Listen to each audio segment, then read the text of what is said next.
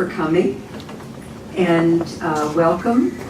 There are a number of persons here this morning that are new to this particular presentation, and we welcome all of you. Thank you for coming. Our presenter this morning is Lucinda Swartzentruber, and she and her husband Ralph live on Happy Valley Road in Kieseltown. As I've learned to know Lucinda, I think that address, Happy Valley Road, chose them. As you will learn this morning, Lucinda is an educator. She and Ralph have 2 sons and a daughter. All 3 of their children are also educators, and 2 of them married teachers. So Ralph is often a happy observer in the family conversations. A little more background. Lucinda grew up in the inner city of Reading, Pennsylvania, where her father was pastor of the South 7th Street Mennonite Church. In her teen years, the family moved to Camp Hebron, where her father was the first program director of that camp. And they lived there for a long time then. After her marriage to Ralph Swartzentruber, she and Ralph became co-program directors of Camp Hebron for the next 15 years, and they raised their family of 3 in this camp setting. The Swartzentrubers moved to the Valley in 1995, and Ralph began working at Excel Steelworks. Lucinda worked for Sam and Margaret Johnson on their fruit farm for the first 2 years before returning to teaching. Besides teaching, which you'll hear about, Lucinda is a contemplative person. She loves nature, gardening, tending flowers, music, and reading a lot. And she always enjoys children. Besides her classroom children, she has 3 grandchildren and another on the way. So I'm happy to introduce to you Lucinda Swartzentruber, who lives on Happy Valley Road, and she's a teacher at Bluestone Elementary School in Harrisonburg. Welcome.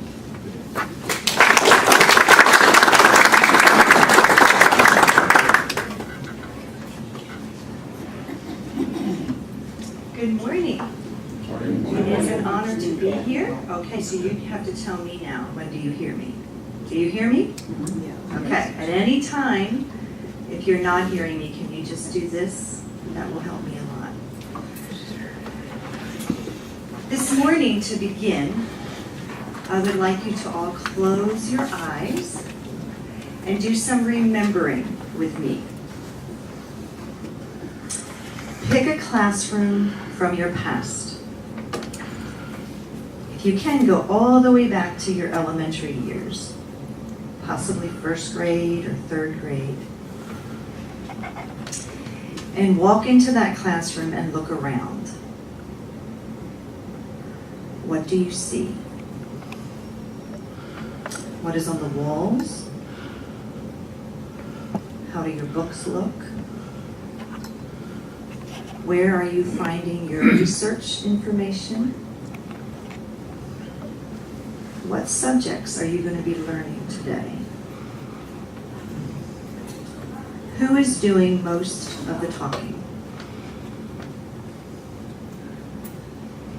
What is the teacher writing on? Where is the teacher in the room?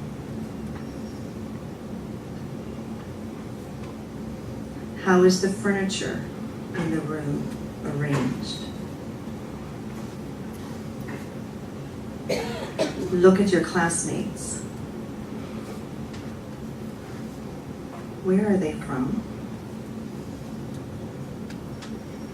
What skin color do they have? What language do they speak? What happens if someone is not following the rules? Open your eyes. How many of you saw a classroom? Okay, I want just a brief feedback. Where was your teacher? Let me speak it out. Up front. Probably in the front of the room. What might she or he be writing on? Blackboard. Blackboard. How are your desks arranged? In In rows. Straight. Straight. Screwed to the floor. Your classmates, what predominant color were they? White. White. Where did you get your research information? World books, encyclopedias, books from your library. Well, I started my teaching career after graduating from EMC in 1983. I started in a rural public school in Pennsylvania near Camp Hebron.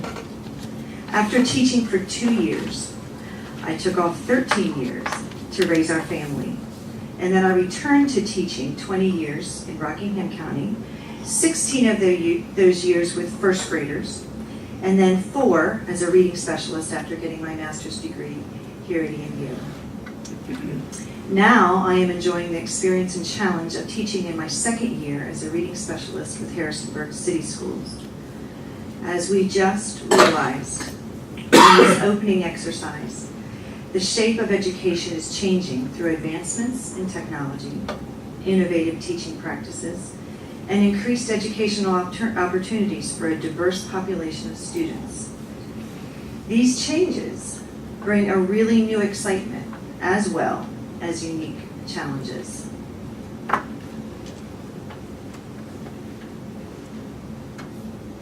Some isn't choosing to show up, but that's okay.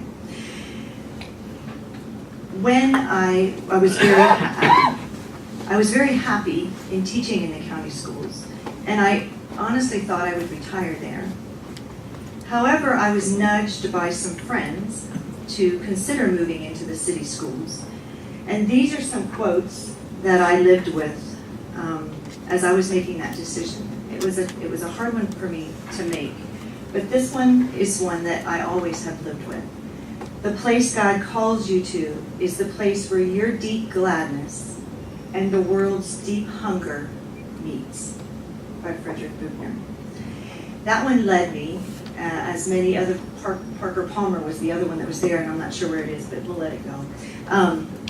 That I finally decided that I felt very called into moving into the city. I remember the day I read the newspaper article about the new city school that was coming, Bluestone Elementary. And as I read this article, I literally highlighted many of the quotes that I was hearing from the principal.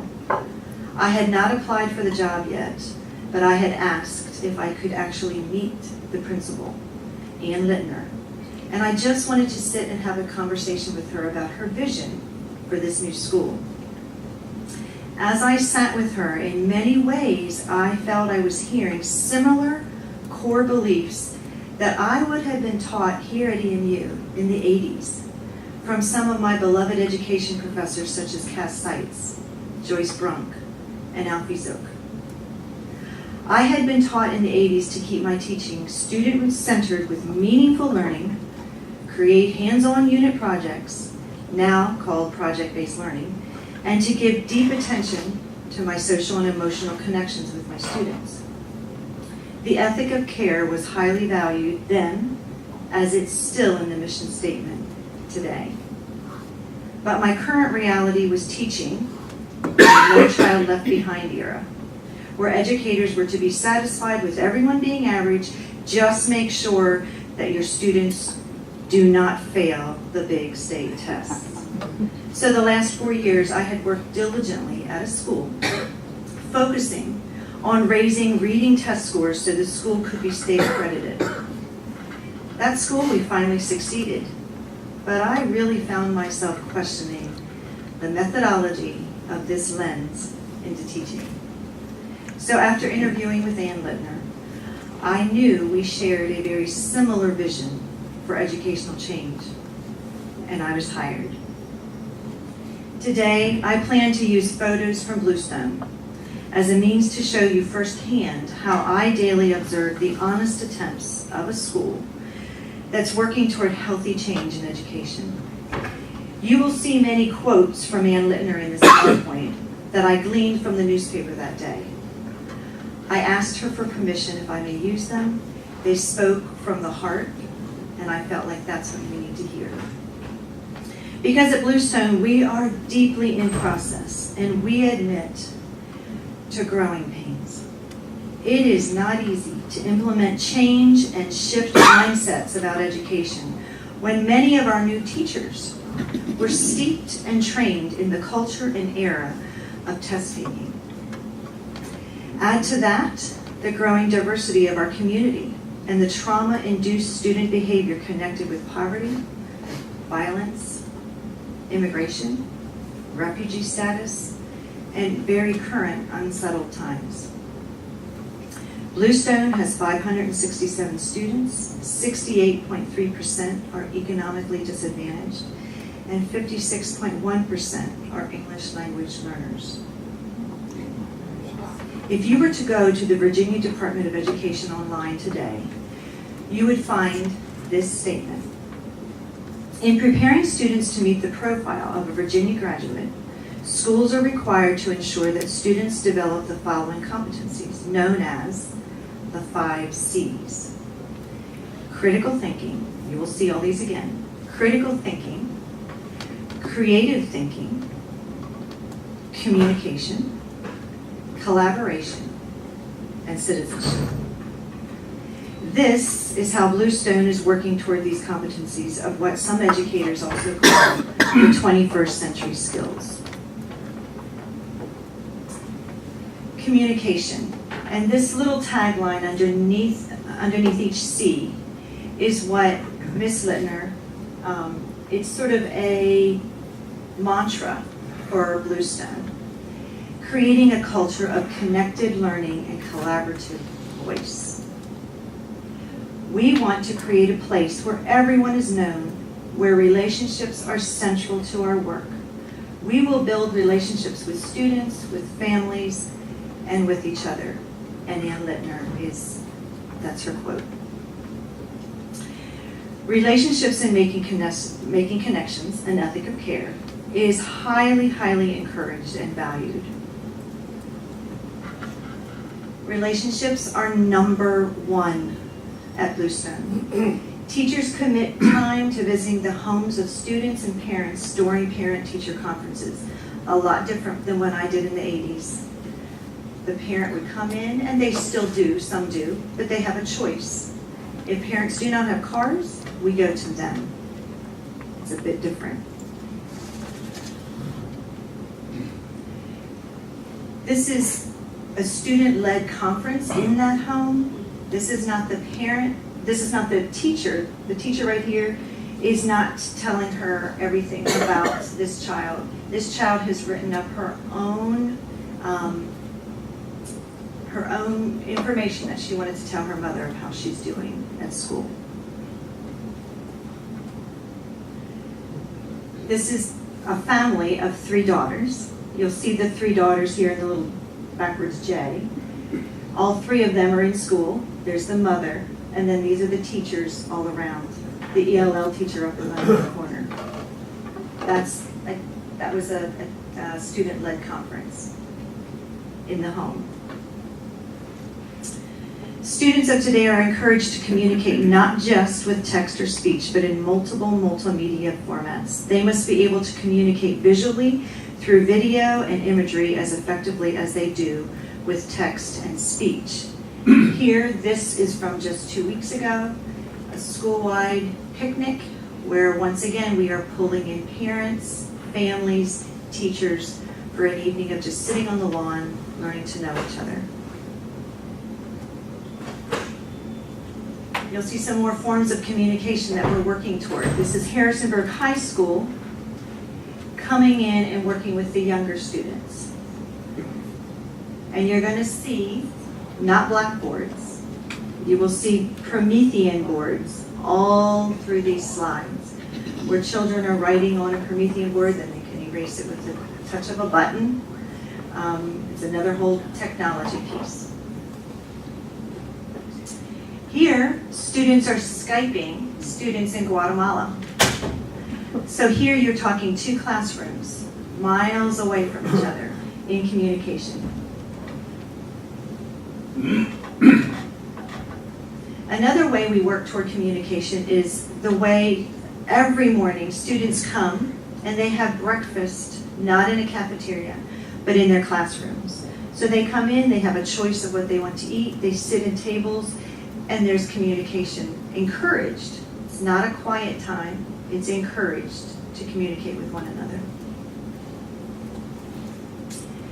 This you will see in 15 minutes, no, at 9, I'm way ahead of time, at around 9 o'clock at Bluestone. If you would walk through the building, you would see this in every single room.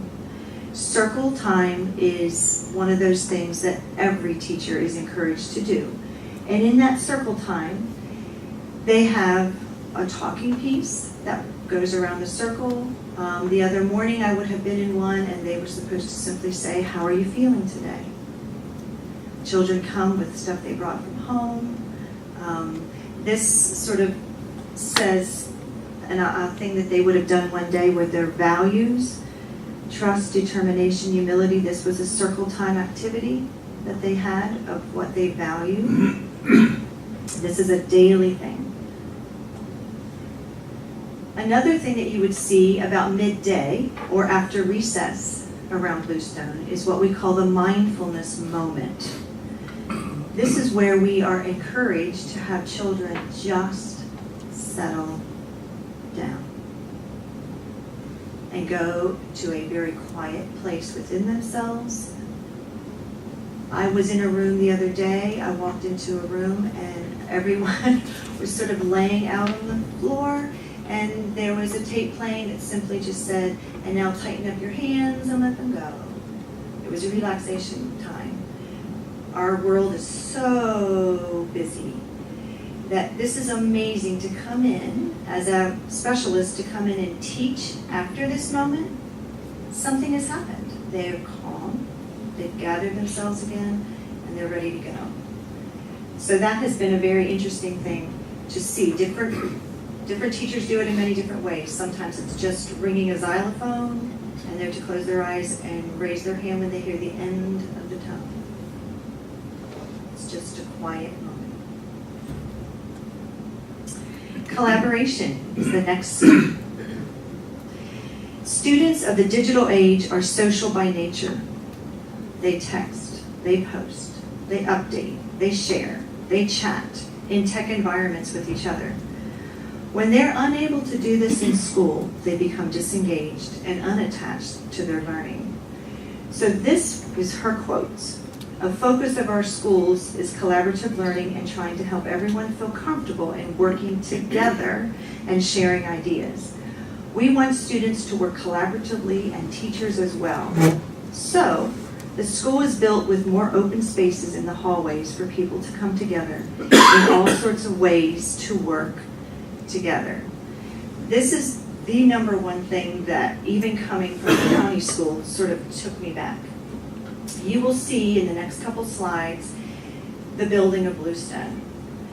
And I know there's been a lot of controversy over why Bluestone is the size it is, and I don't even want to go there. I agree, yes, in some ways it is, but when you see the spaces and what they're used for, it has blown my mind how this has been working.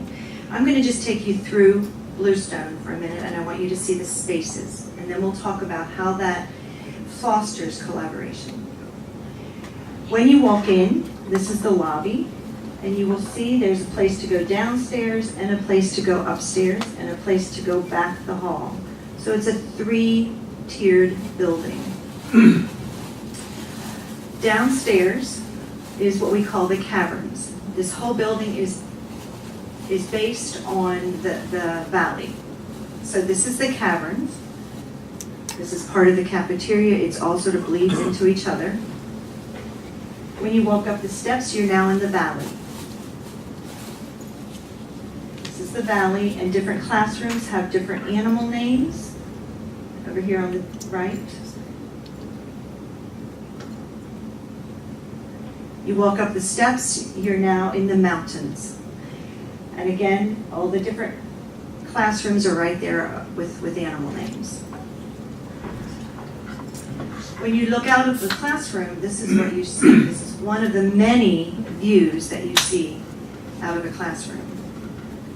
So some mindfulness moments can just be looking at the mountain. And my kids, every time I tell them where I live, I point to that mountain and say, just at the base of that massive mountain, that's where I live. And they're like, what? You live way over there? It's always fun.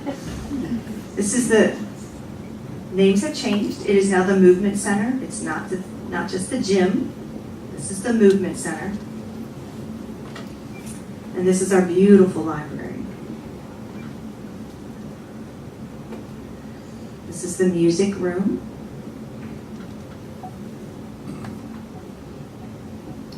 And now here we're getting to some of the classrooms. This classroom, if you can see, there's a moving wall. And here's, this is actually a dual classroom. So this teacher is teaching Spanish on this side of the classroom, and on the other side of the classroom, the teacher's teaching English.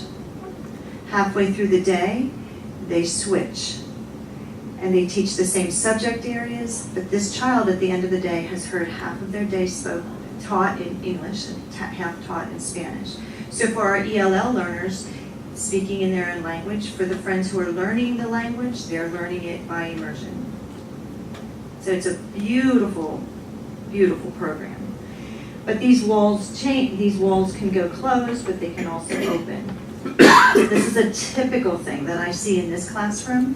Actually, this is the daughter of a professor that's sitting over here, Peyton Erb, where there's conversation. It's not sitting in rows. It's a conversation around the table about what they're learning, and then they go spread out all over the room. A choice of where they want to spread out and learn. These are fifth graders using the collaborative hubs to solve math problems. This is a little hub in the building. This is not in a classroom. This is an extra little hub in the building where a teacher has sent these fifth graders with a problem to go figure it out together. Come back when you have it figured out. There's no teacher hovering over them, which is so new to even me from 16, 17, 18 years in another system. So here they are figuring it out, and when they go back, they process together with the teacher what they found. We call these the collaborative hubs. It's just a little tiny room off of the side of a classroom. Collaboration is highly valued with the community, parents, teachers, and students. These are pictures just taken this week at a community night where parents came. Here they were doing some writing together with their children. Here you see collaboration. Classrooms are no longer just quiet. So in this room, I was teaching this lesson while another teacher was teaching Virginia Studies. I was teaching word study. And they were literally giving each other questions through their notebook, talking to one another. So it's this quiet, well, not always quiet, subdued, but it's meant to be subdued conversation that you don't have to be quiet, but you do have to be subdued so that you're not bothering the teacher on the other side. Collaboration. This is students working on their culture project. This is in the library. I hope you're seeing the beautiful diversity on every slide. You will see children of all colors. So here they are. Yes, books are still very important, although we do many, many things online. This is the library. They were looking for this culture project was they were supposed to come and explain their culture of origin, their parents, where they come from. So you will see a couple more of these. This just happened, so it's so, these are two of my students. Vitaly is from Ukraine. He very proudly stood about that tall and told me all about Ukraine in his wonderful accent. This is Saya from Kurdistan, and she had pictures of her family. She had created her project.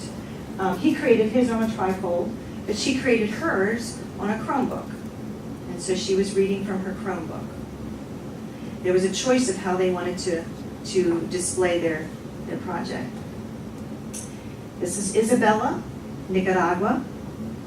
And then my dear Macy, who's from Harrisonburg. And she used the Promethean board like a pro. She stood up there and went through her slides like she was ready to teach tomorrow. So proud of her home country right here in Harrisonburg. Critical thinking, the next C. Am I moving too fast? It's okay to tell me. You okay? Okay. Critical thinking. We are going to teach for deep understanding. Project-based learning is a way of making learning real and authentic for children. By integrating the curriculum, there is a strong question that you're trying to answer with sustained inquiry, and it's relevant for our students. Critical or analytical thinking simply means to use the higher end of Bloom's digital taxonomy or higher order thinking skills. One way these skills are encouraged are through project-based learning. I happen to capture these two boards that were in the teacher collaboration space, their little teacher room. This is the 3rd grade. This is what a project-based project is. This is in its birthing process. They have the weeks at the top. They have all the different kinds of disciplines. Here's geography, here's ancient civilizations, here's the government, there's the culture, and way over in the top, over there it says, how is Harrisonburg thriving? The big question they presented was, how do we build a thriving community? So they're taking all their integrated curriculum and learning from the past and then asking the relevant questions. So let's look at our community. How is it thriving? And they create, I bow down to so many of the teachers at Bluestone. They are working so hard. This whole piece of learning to integrate curriculum, make it relevant, make it real.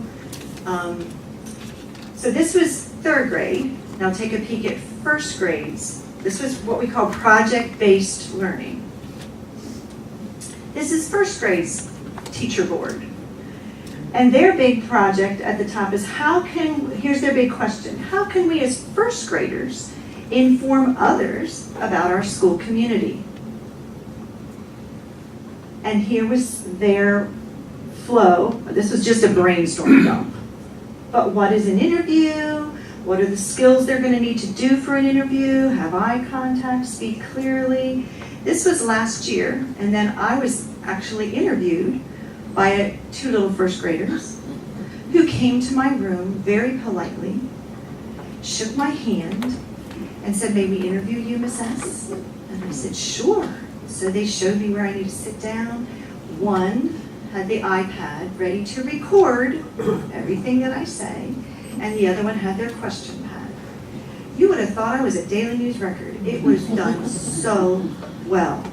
They took those interviews, took them back, processed them, created big banners, put our picture on, and I wish I would have a picture of this, but there was a hallway.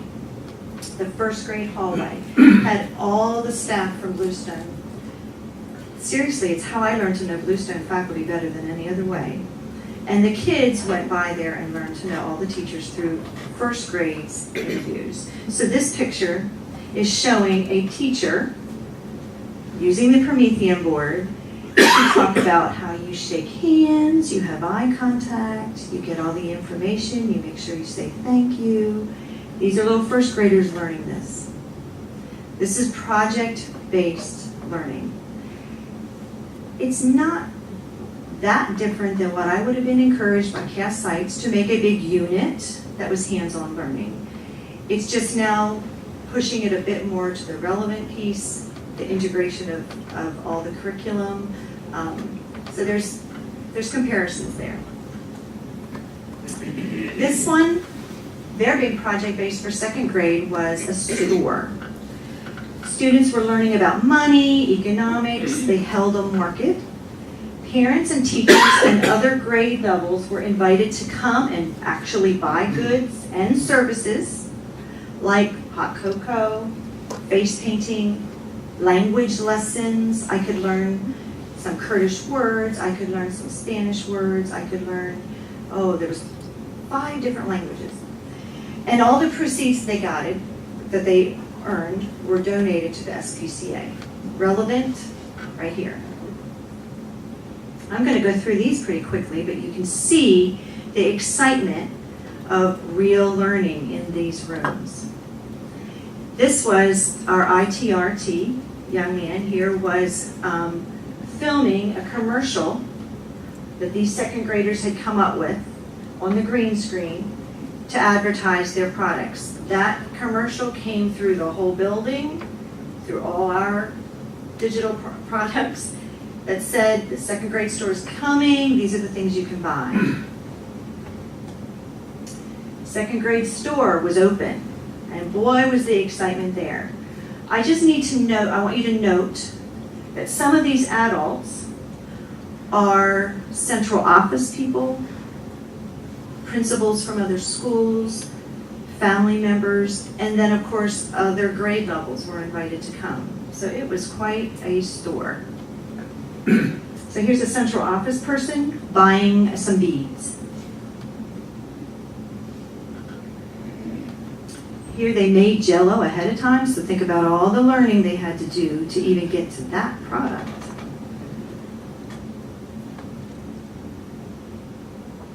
The hot cocoa station was crazy but good, but there was cocoa flying.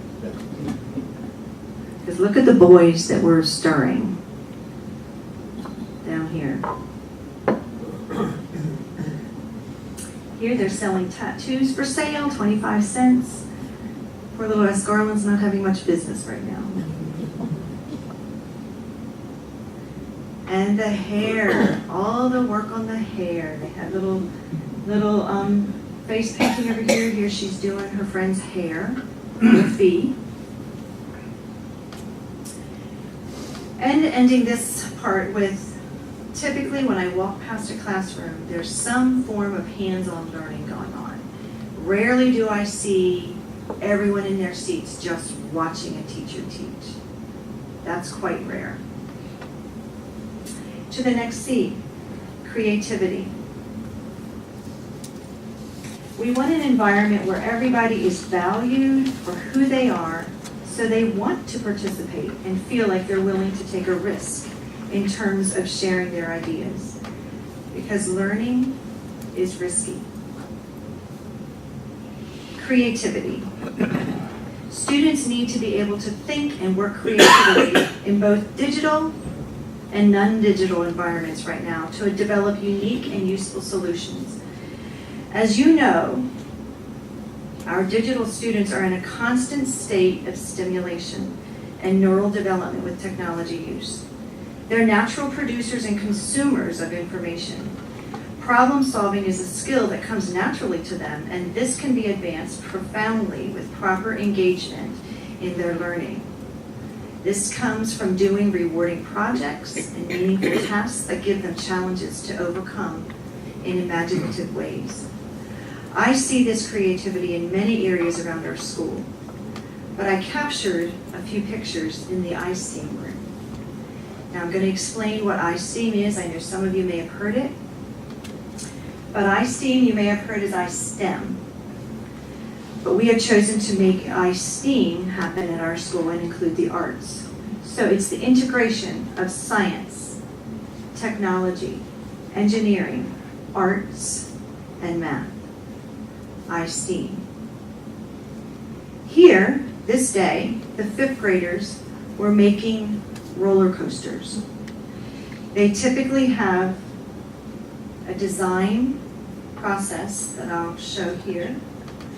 This is the design process. They ask a question, they imagine, then they plan, then they create, then they go back to the drawing board and improve, and then they present. So another day, I was in for this one, and the design was that they were to create a parachute and see how long they could keep it in the air. So how can you design a parachute so that it doesn't drop immediately? So figure it out. And the big mantra at our school is it okay to make mistakes? I say this almost every day to students, and they go, yes, Miss S. What do we do with our mistakes? We learn from our mistakes. So it's not a feeling of, oh my goodness, I failed in this. No, you just go back to the drawing board and you do it again. So there's not quite the black and white that I remember growing up. That answer's right, that answer's wrong. It's much more let's figure it out together. So here is the teacher, the I-STEAM teacher, standing up on a chair, and this was presentation time. She was taking each of the parachutes, and they were literally timing to see which one would stay dangling in the air the longest. And then they processed together, what did this person do to help it do this? And then some kids would take it back and say, well, then we want to see if we can do that. So here, she's going as high as she can and dropping it. And then some kids went back and made the person littler, or the balloon part bigger, or it was amazing to watch them problem solve to see how long it would take. I've seen definitely some critical thinking and some creativity. This was something that I would have done with some fifth graders last year, where we allowed them to pick a person that they want to learn about from the past, a biography. The thing that we worked hard with, though, is over here on the side on the board I have, we are discovering many positive character traits in the friends we have chosen to read and write about. This was not just getting facts about these people. How might I emulate them? What can I learn from them? What values did they have? This became a project that they did this visually, and then they wrote, and then they made a movie with their slides that they presented then to the class. I'll never forget the day that Manuel, an English language learner that's struggling, and was known around the school as the behavior problem. He had been moved to 5th grade because 4th grade, he was old enough to move to 5th grade, but he had failed the last year. And the principal finally said, you know, this is a disservice to him. We're going to put him in 5th grade, and please just take care of him. It was a situation where I was doing a lot of the 5th grade teaching for a moment last year, and he came to my room, and he was an angry young boy because he was so misunderstood. I remember he chose, I had a choice of books in front of him of people he might want to learn about. Very broken English, still struggling with the language. And he finally picked Neil Armstrong. So I found 1st grade level books that were read together with lots of pictures about Neil Armstrong. It came to the day where I was going to pull him alone to work on his movie project. This project is one where they show the slides and they record their own voice. Well, Manuel had a very broken English voice. And he first said, no, Miss, that's you do. So I said, okay, and I started reading some of the things we had written together. I did the second slide, and all of a sudden he was grabbing the iPad from me and saying, I do this, I do this. And he finished it with his beautiful broken English dialect. When that project was shared in the room, there was an applause. One, Manuel never finished anything. He was always the bad guy. He was always the one sort of known as the kid who just can't make it.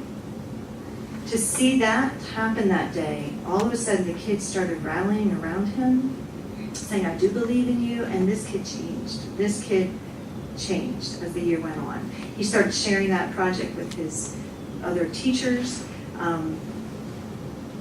Yeah, it was one of those moments that I'll never forget. This is another just my way of trying to be creative with our ELL learners. These are two kids that were bridgers, which means they're truly in the middle of learning English. And as we all know, the vowels in Spanish are very different than the vowels in English. So these poor kiddos are constantly having this transfer in their head. So this day I just had a game where they were looking at pictures, saying the pictures out loud, which vowel am I hearing, and this is one they asked for almost every day. They really wanted to learn the English vowel sound so that they could spell. This is one that I probably created back in the 80s. I mean, it's an old game. And of course, iPad use and technology is prevalent all around the building. Digital devices are sort of a second nature, a tool. Certainly not advised to use all day long in every way, but it is a tool. That's very important. And finally, citizenship. Being an asset to the community we live in. Responsibility will be a major focus for our students. We want students to take responsibility for their own learning and see if they work hard, they can meet those goals and be an asset to their community. This includes adaptability, personal accountability, self-management, being aware of environment issues, empathy, tolerance, global awareness. These are among the many characteristics of a global digital citizen. This is a selfless, helpful, and caring individual who is respectful to other cultures and other belief systems, and diligent about being at their best with interactions of all sorts. At Bluestone, we simplify this for the elementary child by having 3 school expectations. These expectations are hanging in every classroom. They're on the boards going throughout the building where you see big boards that are having this statement on it. And this has become our mantra, this simple. I will take care of myself, I will take care of others, and I will take care of our school. We brought it way down there because my oh my, this has been the biggest challenge, this whole citizenship piece of truly taking care of ourselves and each other in a building. You would think that would be the easiest one. This has been the hardest one for us to truly get to. In the cafeteria, things are on the floor. Do you mind picking that up? I didn't do it. They came last year to a beautiful building. There was slashes put in some of the furniture. It wasn't theirs yet. It didn't matter yet. This was a new school. There was so it sort of took all of us by surprise, sort of this inability to realize that what is mine is yours and we all earned this together. We had to form and are continuing to work at this, to form a family. I'm going to take care of you, you're going to take care of me, I'm going to take care of myself, I'm going to take care of all this furniture around me, I'm going to take care of the grounds. I do my part. That is something that we are starting again from year 2, having to teach it again and again and again. Here are some ways we're working at it. We invite people from the community. This is the police force from Harrisonburg. Came in, just hung out with the kids on the playground. Just learned to know them in a very positive way.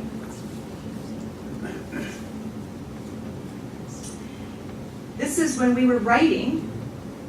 I chose Hillendale Park, a scenario that if Hillendale Park were to be taken up by JMU, say it's time to build bigger buildings, and they choose to take Hillendale Park, what would you write as a persuasive essay to the city council? Oh my goodness, did they write? And the reason you see Oreos here is we use the Oreo as our framework, opinion, reasons, expressions of how examples, and then speaking your opinion again. These writings that came from these fifth graders were phenomenal. If I would have just said write a persuasive essay, not so much. But I started showing pictures of Hillendale, and we started talking about how we hang out there, and we play basketball there, and we have a soccer field there. Okay, what if it's taken from you? What would you do? How would you speak about it in a kind, persuasive way? Those papers were phenomenal. Were all the capitals there? No. Were all the periods there? No. We're still working hard on those things. But the voice and the ideas were incredible.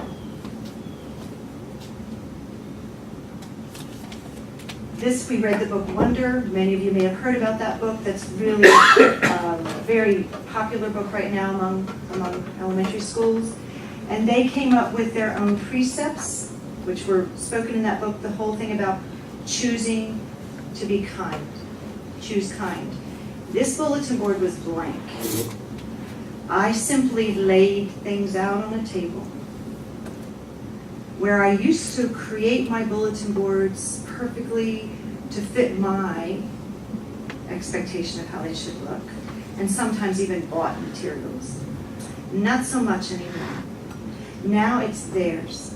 I said, if you want to make a bulletin board and put your precepts up, go for it. I didn't hardly touch this. I laid the things there. They created their own precepts. They put it up. It was coming from them. The environment. I was so excited when Anne said that there's certain places around this school that we want to teach as if we're at a camp. So last spring, they came to me and said, we know you're all about nature. Would you teach about wildflowers and how important they are? And so there was a day where kids were just strolling around doing different stations, and I was the wildflower station. And I just had this empty field that was just yucky. At that point, it was actually muddy from all the rains. And I thought, they're going to dig into this mud and we're going to put seeds, but dear Lord, it's not going to grow. I mean, that's how I felt. But they worked so hard. This was the whole school. Different kids could come, those that were interested in flowers. And so they came, we dug, we put seeds in. And I said lots of prayers that they will grow, because I said next fall, when you come back to school, we should see a meadow of wildflowers. We did. We saw a meadow of wildflowers. In the same process, we're teaching pollinators, what that is. But I was so happy to see a school that's embracing outdoor ed within the school curriculum. So I'm getting to do my camp thing at the same time as being here. And the one other piece is, here's our garden. JMU partnered with us and helped the students plant a garden last spring. And this is what you're seeing outside the back doors right now. Of course, they've created the signs. This is butterflies like this one. This says, please help us take care of our garden. We've gotten tomatoes from it, lettuce from it, peppers from it, that the cafeteria then puts out and says it's from our garden. So the children are seeing the beautiful piece of that. I'm almost done, but I cannot end without one more C. And that C is challenges. I know when I first did this at Parkview, someone came up and said, you make education look really, really, really good and all things are going well. No, there's a really hard piece. There's a really hard piece that's going along with this. And these are just some. Classroom management is harder than ever because of our diverse populations and the needs of our children. Teaching in the 80s looks like a piece of cake compared to what our teachers are having now. The role of technology in classrooms is a gift, but it can also become something that's hard. I just told Terry, I said, you know what, if the technology doesn't work this morning, you never know. In a classroom, how many times, last year even, I was going to be observed, and I had my whole presentation for 5th grade on a smart board, and that day the smart board chose not to work. So here comes the assistant principal with his iPad to observe me. And I was just honest and said, well, guess what? You're going to get the second way of teaching this because, so you never know. Technology is good, but it also has its shadow side. Poverty issues. This is the big one that we're experiencing. Effects of trauma on schools and learning. I just spent some time yesterday, again, viewing some TED Talks on trauma in the schools. This is an area that's pushing us all of us educators, to take closer looks at how do we deal with children that have had multiple trauma experiences and the trigger points that happen in a school day. We cannot just say they're bad kids. We have got to go deeper and find out what's really going on. The implementation of restorative justice practices in our school. That's a huge wish and a huge desire for our principal at Bluestone, is that we're working on restorative justice issues. That's one that's such a good thing, but we need to be trained. Teachers need to be trained. Development of social and emotional literacy in the school culture. Tests. We are caught in an era between the test is still there, but we're encouraged to have innovative teaching happening. So we're right in the middle of some changes that are happening, but we're still responsible to state tests. So upcoming performance-based assessments, students need to show proficiency in subject matter and apply content and skills that they've learned. So there's a shift moving from just the SOL test to these upcoming performance-based assessments that I think is a good move, but then teachers once again are being moved to a new way of looking at assessment. So I take a deep breath with all those. That's another whole morning. That would be another whole experience together of talking about the challenges that are now happening in education. I come back to, here's my last slides, I come back to the ethic of care and relationships as being paramount. There is no computer, there is no curriculum that will take place of a deeply caring teacher. These are 2 notes from my students that say, "Dear Mrs. S, you have helped me learn in a fun way. Doing the activities help me learn. You help me have a good time when I'm learning. I have fun because you're fun. Dear Mrs. S, you're my favorite reading teacher. Thank you for having so much confidence in me over the years. Just to let you know, I'm not saying that I'm old." She was on her way to middle school. She was on her way to middle school. "But I'll miss your sweet smile that made me feel better when I was not confident in myself. I will miss you so much. You're as nice as my great grandma. And she's so nice." Okay, I'll take it.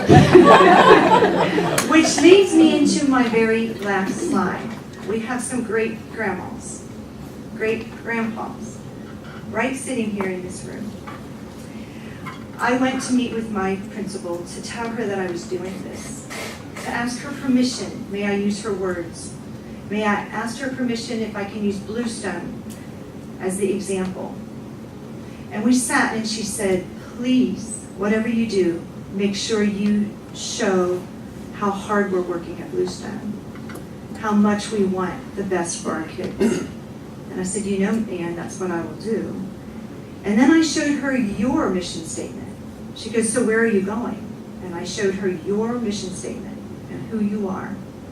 And this is what she said. "After reading your mission statement, Mrs. Littner pointed to the line that states, 'We strive to be a catalyst to provide leadership in practical ways to pursue responsibility and justice for the common good.'" Did you know that was your mission statement? It is. It's the very last line of your mission statement. And then she said, "Invite them all to our school. Have them come and walk the halls. and see how our schools are changing, they are very welcome to be a part of it. I simply put out the invitation. If there is any moment in your day where you say, I could give a half hour to a student who just needs a grandma or a grandpa, because many of them do not have them here in the States, just to read with them, just to sit with them. Relationship is number one.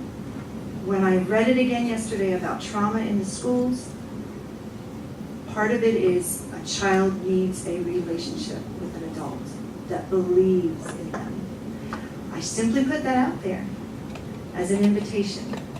Ever you have a moment that you would like to come into a school and just sit with little Akeem, with little Ablabla, with little Macy,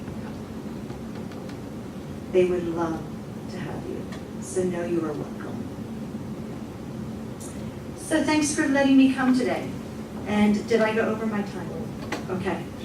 So any questions that you have, feel free to ask me. I might not know, but I will try to respond to any questions you might have.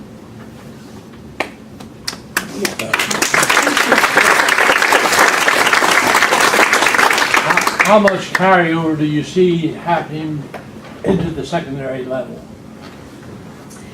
I wish I would know more how to respond to that. I am a true blood elementary teacher. However, what I hear from my children who are high school teachers, there is movement this way toward project-based learning and a bit more hands-on. However, it's been harder. My daughter is an earth science teacher, and she tried some of the project-based and believes in it with her whole heart.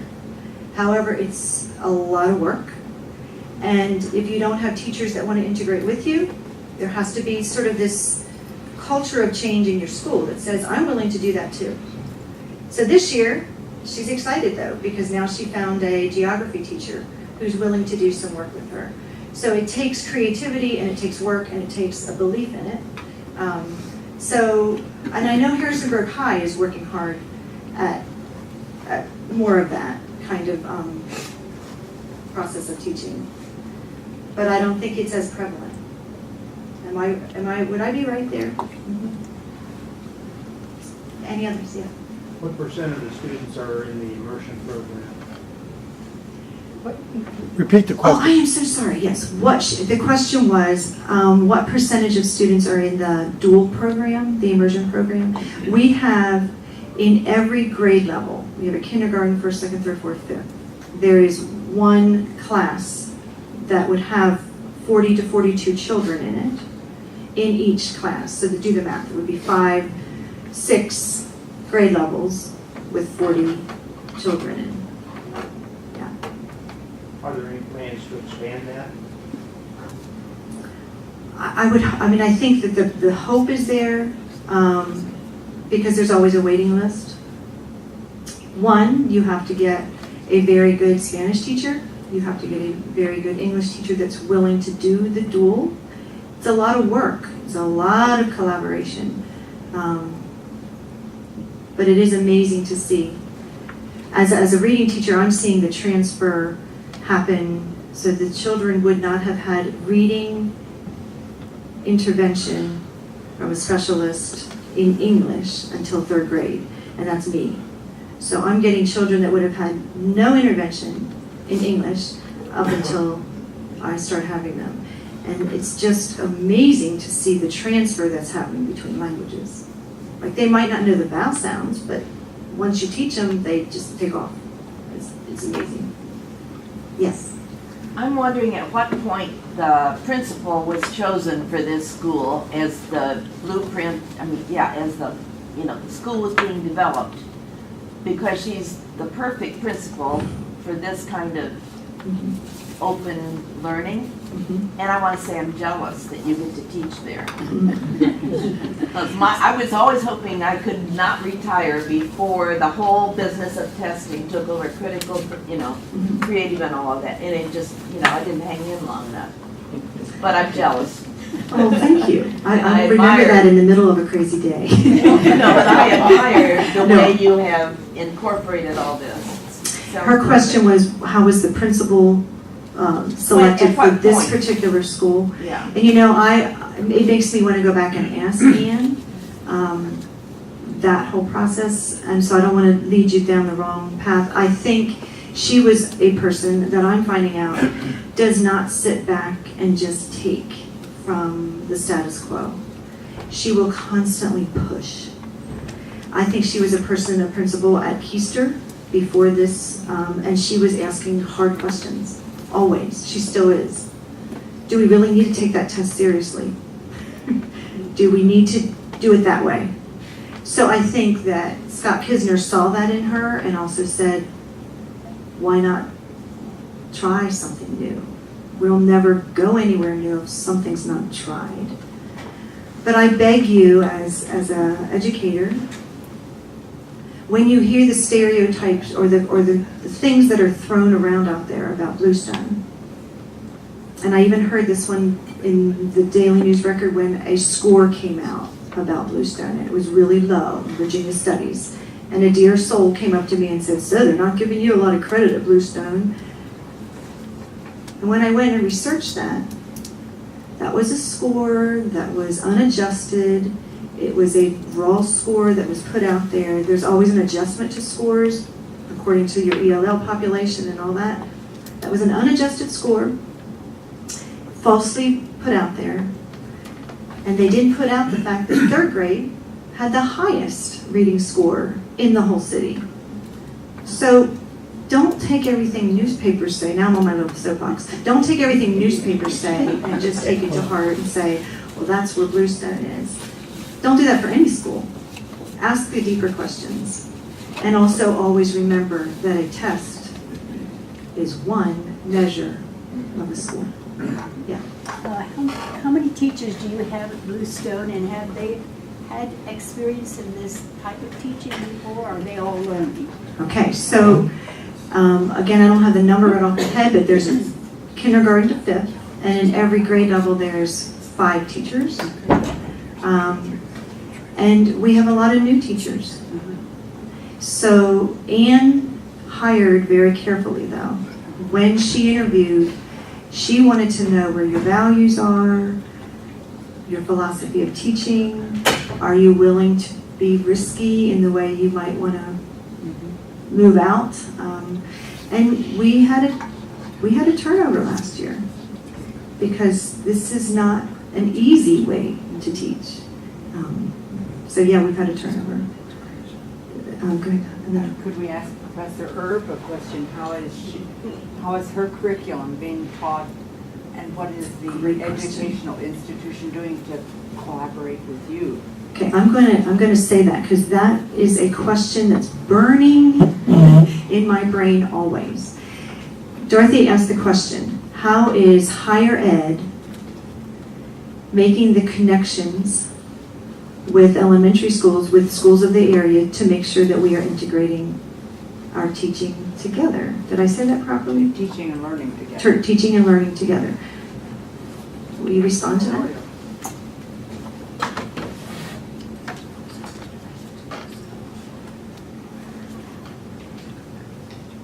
It's a challenging question. Probably takes me a little bit to think about too, how to answer that. One of the ways I think we do that is by trying to put our students in schools, in practicums, early on. We are trying to give them authentic experiences, both in our classrooms here, but also in the classrooms where they will encounter the work of teaching. It's a challenging task. Learning to teach takes years and years and years. And so I think sometimes some of the more deeper kinds of learning pedagogies are grounded in teacher ed, but really need to be lived out and deepened once the teachers are in the school setting. So I would advocate for different ways in which we support teachers, in which we do teacher induction programs, to have a mentorship program that continues into the early years of teaching and throughout teaching that helps these people, these teachers, ask the deeper questions. Because much of it is going to be learned, and our profession of teaching, I don't think, does a really good job of walking alongside and helping people learn, which is somewhat why we have the attrition issues that Lucinda just briefly mentioned. So we are trying to help them learn more about performance-based assessments, more about project-based learning, more about problem-based learning, different terminology you give. So they have a sense of that. Do they have a deep understanding of that when they leave teacher ed? I don't think they do, and I'm not sure that they can have that either because of the need to have the more continuous, the longer term experience of teaching and learning what that looks like. So, I think that'd be what you want to hear. Well, but